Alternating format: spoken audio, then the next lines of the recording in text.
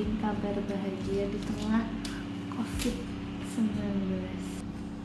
Oke, jadi kemarin di video sebelumnya Veni udah sharing-sharing sama teman-teman semua tentang awal mula Veni diagnosa PCOS, terus treatment yang dilalui, dan alhamdulillah Veni terakhir tanggal 3 Maret. Nah, ketika tanggal 4 April itu tes pack, hasilnya alhamdulillah garis 2. Jadi ini buat penyemangat mungkin sama teman-teman yang memang menderita PCOS. Insya Allah kalian bisa punya anak dan bisa tetap sehat. Tes packnya sebenarnya kemarin Veni coba sampai 3 kali ya, karena memang lagi musim corona jadi nggak bisa langsung cek ke dokter. Cuman berdoa semoga memang benar-benar hamil dan nggak ada masalah. Jadi kemarin Veni tes pack itu tanggal 4 April, tanggal 7 April sama tanggal 10 April, dan di tanggal 10 itu makin hasilnya itu lebih jelas, jadi warna merahnya. Memang yang anehnya tuh beberapa hari itu memang kayak ngantuk banget di jam-jam tertentu, ngantuk. Terus yang biasanya makan gak bisa makan tuh enak banget, kayak kalau pas kita mau head itu kan kadang-kadang suka makannya enak kayak gitu dan lama. Terus kayak udara nyeri. Nah, sebelumnya sebenarnya Februari itu sempat ke dokter juga. Nah, ke dokter terus cek gitu kan, karena memang kan terakhir dapat kan berarti di bulan Desember akhir itu kan head sekitar tanggal 25 sampai tanggal 31-an. Nah, bulan Januari nggak head, cuman karena memang mikirnya mungkin Veni lama ya, jadinya ya udah didemin Februari karena masih di Banyuwangi juga. Nah, Februari itu juga nggak head. Nah, mulai mikir aduh ini kayaknya harus ke dokter, cepet-cepet ke dokter. Nah, akhirnya di bulan Februari akhir itu benar-benar buru-buru ke dokter. Nah, pas ke dokter itu ini juga agak gimana gitu ya, jadi dari hasil USG transvaginal itu didapat kalau memang alhamdulillah ada ovulasi. Ovulasi kan salah satu syarat kehamilan ya. Jadi cuman memang di situ tuh memang udah agak besar. Terus dokter juga bilang alhamdulillah nih ini berhubungan ya. Cuman memang di sini tuh ada kayak gimana ya, boleh GR dulu tapi jangan GR banget gitu istilahnya, kata dokternya. Itu memang ada kayak kantung gitu. Cuman memang kan belum kelihatan. Akhirnya di situ Veni diresepin vitamin ibu hamil, sama diresepin satu lagi apa ya, kayak hormon penguat gitu bilangnya. Cuman disampaikan, tapi nanti kalau memang ini ternyata bukan hanya rongga aja, itu berarti bisa nanti headnya keluar gitu. Nah, terus sayang memang karena kondisi itu baru pindahan kan ya, jadi memang waktu itu Veni mondar mandir istilahnya, dari Bandung ke Bekasi, dari Bekasi ke Bandung, terus kayak gitu. Minum itu terus bolak-balik segala macem, ternyata malah keluar head. Waduh, kata aku tuh ya berarti memang belum rezekinya. Jadi pas tanggal 3 Maret itu headnya keluar. Sedih gimana, cuman ya udahlah gitu kan. Terus ibu nanya, "Duh, janjian keguguran karena udah 2 bulan gak head gitu kan." Cuman lebih bulan karena memang biasa headnya memang gak teratur, malah pas ke dia tuh bisa sampai 4 bulan gitu kan. Ini alhamdulillah cuma 2 bulan doang. Ya udah, abis itu benar-benar kebetulan di Bekasi dulu, itu di Bekasi memang kayak bed rest. Jadi di rumah ibu tuh cuman kayak tidur, dikasih makan, sholat, paling nyapu doang, sama nyuci nyetrika, nyuci juga ya beresin cuci gitu. Terus ya udah, sisanya bener-bener istirahat sampai akhirnya akhir Maret itu ke Bandung lagi. Tuh kebetulan ngontrak rumah kan, karena rumahnya belum jadi. Nah, pas ke Bandung itu memang belum ada feeling apa-apa, sampai akhirnya alhamdulillah pas tanggal yang 4 April tuh nyoba tes pack dan hasilnya adalah garis 2. Dan memang ketika corona ini kan konsul pengennya sih langsung ke dokter, karena baca-baca artikel sama ngobrol-ngobrol juga ada beberapa yang nauzubillah ya, semoga enggak, ini juga belum diperiksa soalnya. Jadi etiknya USG di kehamilan muda, karena katanya bisa jadi itu adalah BO atau breathing ovum yang hamilan kosong ya, atau bisa jadi juga itu kayak apa ya istilahnya ya, udah hamil cuman ternyata nggak tepat di rahim nih, berdoanya semoga enggak ya sehat-sehat ya gitu. Terus ya udah akhirnya konsultasi, untungnya tuh nyimpen vitamin yang kemarin dikasih, karena kan minumnya hanya beberapa kali terus tiba-tiba head keluar. Jadi sekarang Feni minum vitamin, terus konsultasi ke dokter karena memang rumah sakit ibu dan anaknya tutup ya, jadi konsultasi via WA. Kata dokter sih tetap minum obat PCOS-nya ya, yang metformin itu, sama dikasih sama vitamin gitu. Sama ada resep baru vitamin yang bisa dibeli di apotek terbuka. Nah cuman memang masih penasaran sebenarnya, nanti mungkin kalau udah USG bakal Feni sharing lagi gimana hasilnya. Cuman memang mungkin karena baca-baca juga biasanya kalau kita lihat dari aplikasi kan kemungkinan kehamilannya baru 6 week atau 7 week, kita bakal tunggu sampai 8 week supaya mungkin bisa sekalian ya, karena kan kita harus di rumah aja karena lagi ramai corona. Jadi kita tunggu sampai 8 week aja, nanti baru periksa. Apa nanya, kan gimana sih tips promilnya gitu kan. Jadi kalau bisa dibilang, kalau aku mau ngasih tips itu memang ada beberapa hal yang aku ikhtiarkan sama aku korbankan. Jadi yang pertama, karena memang udah lama sampai 1,7 tahun Feni nikah dan belum dikaruniai anak. Akhirnya Feni di bulan Februari kemarin itu memutuskan dan berhasil resign per 1 Maret. Jadi kemarin udah ngajuin dari bulan Desember, tapi alhamdulillah di bulan Maret udah clear. Itu Feni nggak kerja, dan seminggu sebelumnya pun Feni cuti ya, karena memang kondisinya jauh kan, Banyuwangi Bandung, jadi kita pindahan. Nah gimana sih apa yang aku lakuin ketika supaya bisa seperti ini? Jujur sebenarnya aku juga nggak tahu sebenarnya promil yang mananya, yang ikhtiar yang mana yang mensukseskan program kehamilan Feni. Nah cuman mungkin ada beberapa yang bisa dicoba juga, siapa tahu memang karena itulah Feni bisa hamil. Flashback ke belakang mumpung masih inget-inget ya, periksa ke dokter kan udah, mungkin cerita di video yang lalu itu udah dari awal nikah sebenarnya. Cuman Feni ngerasa bertemu dengan dokter yang tepat dengan permasalahan Feni itu ketika yang bulan Juni mau lebaran itulah, yang ada di salah satu rumah sakit ibu dan anak yang ada di Jalan Riau Bandung. Awalnya prosesnya itu bulan Juni itu belum didiagnosa divonisnya itu Feni dapat itu di bulan Oktober, setelah diobservasi dari mulai tes hormon, terus sel telur, sekitar vaginal, sama historis head Feni dari awal-awal, sama historis keluarga gitu. Jadi sebelumnya juga mohon maaf kalau misalkan mungkin takutnya ada salah-salah karena bukan dari medis langsung ya, cuman ini berdasarkan apa yang Feni alamin dan yang informasi yang Feni dapat aja.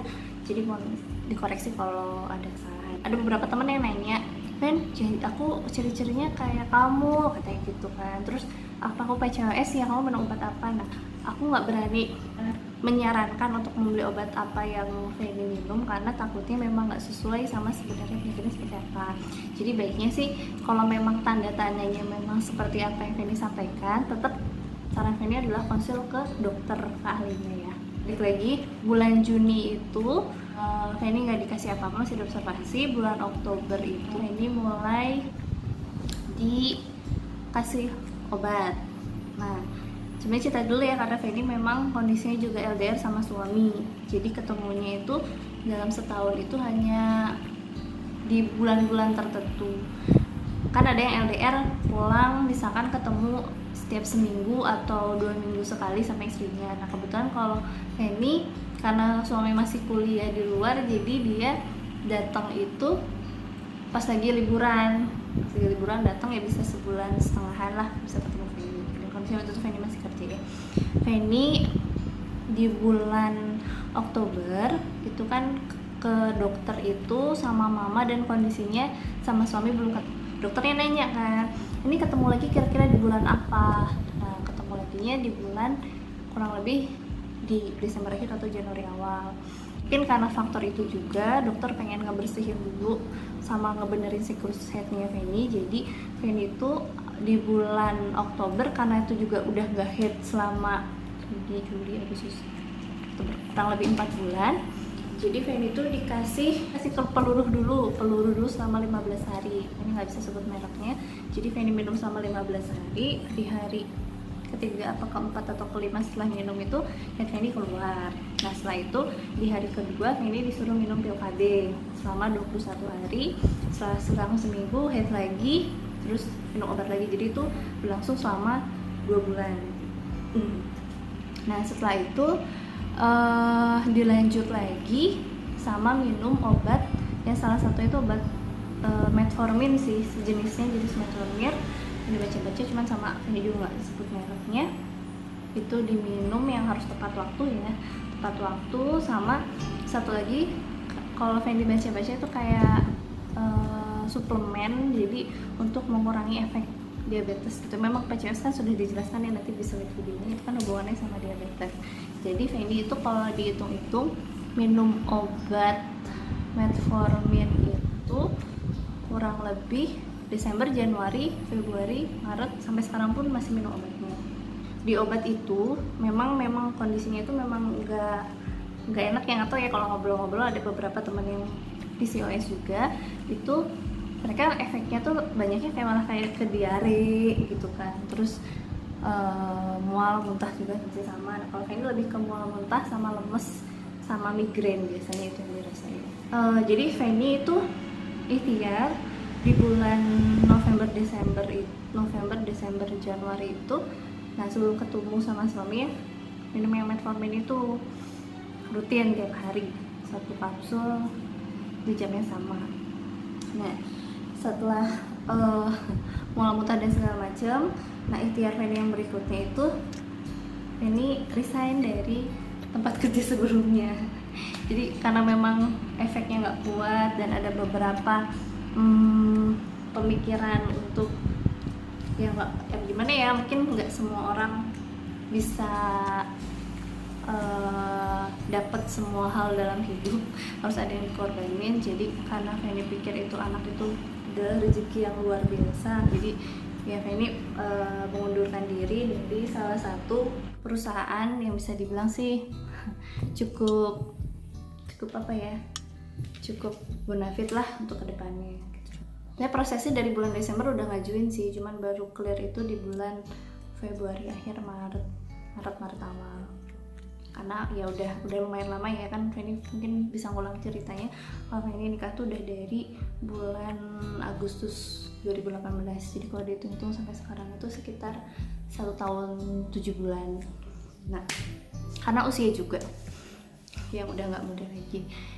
Nah, sebenarnya sambil minum obat itu juga sebenarnya nggak yang teratur banget ya sama dokter.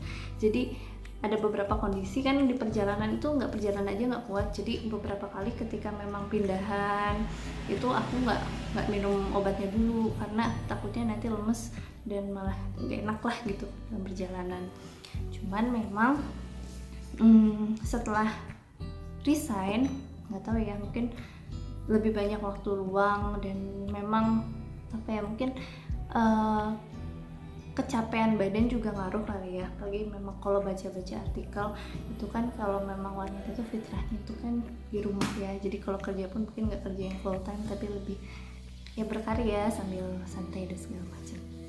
Nah terus yang Fanny lakuin kemarin di bulan yang resign itu, sebenarnya nggak dari pas resign sih, di kerja juga masih suka olahraga, cuman memang nggak teratur. Jadi yang pertama yang lakuin itu biasanya setelah Fanny resign itu olahraga paginya nggak yang berat-berat aerobik gitu, enggak, tapi lebih ke jalan santai aja pagi-pagi, ke pasar jalan gitu yang cukup agak jauh sama suami. Terus nah Fanny nanti bakal bagi link olahraga di YouTube yang memang katanya sih itu bagus buat PCOS. Jadi itu memang dari luar ya olahraganya, cuman memang kayak exercise-nya itu memang Fanny baca-baca itu beda gitu. Kalau misalkan beberapa mungkin kasus PCOS yang memang kelebihan berat badan kan memang biasanya lebih ke kardio, olahraganya memang buat nurunin berat badan. Cuman karena mungkin berat badan Fanny nggak yang gimana banget, terus yang dibaca-baca juga kan hubungannya sama hormon. Kalau yang kecapean justru takutnya malah memang hormon androgennya, hormon yang ini malah makin meningkat. Jadi Fanny lakuin olahraga itu aja karena kerasa cocok sama Fanny, kurang lebih berapa menit ya, 15-30 menit setiap paginya. Nah, olahraganya ini nanti Fanny kasih linknya. Selain olahraga, yang kedua itu Fanny juga ikhtiar minum GSR-nya Ustadz Zedo Akbar. Jadi sampai hafal ya, karena memang buatnya juga gampang. Jadi kunyit, jahe, terus sereh, asam jawa, gula aren, ya cuma kayak dipotong-potong. Nanti Fanny juga kasih mungkin cara buatnya. Terus cuma disudu air panas aja, terus diminum gitu kan. Aku ikhtiar itu juga. Terus kemarin juga sempet diurut, cuman sekali sih diurutnya, cuman tahun sebelumnya juga pernah diurut. Jadi ibu tuh punya kayak tukang urut yang udah turun temurun. Emang sih beberapa orang tuh katanya ngeri, bahaya juga segala macam, cuman karena ibu yang ngomong dan udah katanya sih udah terpercaya, udah keluarga, ya udahlah ikhtiar aja, bismillah. Jadi Fanny juga sempat diurut juga. Nah, terus apa lagi ya, itu sih lebih ke situ sih. Cuman memang yang Fanny rasa memang pikiran kita juga harus fresh, badan sama pikiran harus fresh. Jadi sebisa mungkin membahagiakan diri, maksudnya terus nggak capek, ya itu sih gitu kan.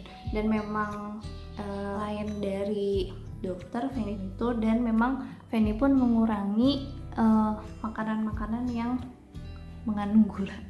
Kan tuh ada minum yang banyak bubble-nya, itu Fanny suka banget, Fanny kurangin. Terus banyak makan buah, terus pokoknya karena memang ada beberapa penyakit ya kayak gangguan dan segala macam. Jadi memang di rumah pun kalau kita masak itu udah nggak pakai kayak penyedap makanan atau ya penyedap rasa ya kan, MSG yang seperti itu tuh udah nggak banget bikin makan gitu.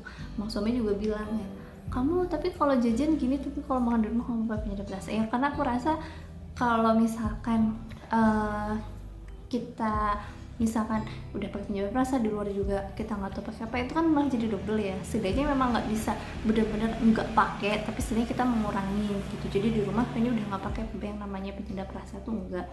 Walaupun kayak kaldu itu ya memang kaldu dari ayamnya langsung, jadi nggak pakai yang aneh-aneh. Fanny pun beberapa kali tuh baca ilmu-ilmu tentang parenting, ya mungkin kan bisa ya bawa ya, karena memang mungkin juga Fanny sih mikir kadang-kadang ketika kita memang belum diamanai anak, mungkin memang waktunya belum pas, ataupun memang kita yang masih belum bisa jadi ibu yang baik gitu. Orang hamil pun mungkin sudah diamanahi, tapi kan apa salahnya kalau kita berusaha untuk jadi ibu yang baik. Jadi ikut yang parenting, kayak seminar online lah, WhatsApp dan segala macam, atau Zoom, itu Fanny ikutin. Terus ya udah itu, semoga bermanfaat.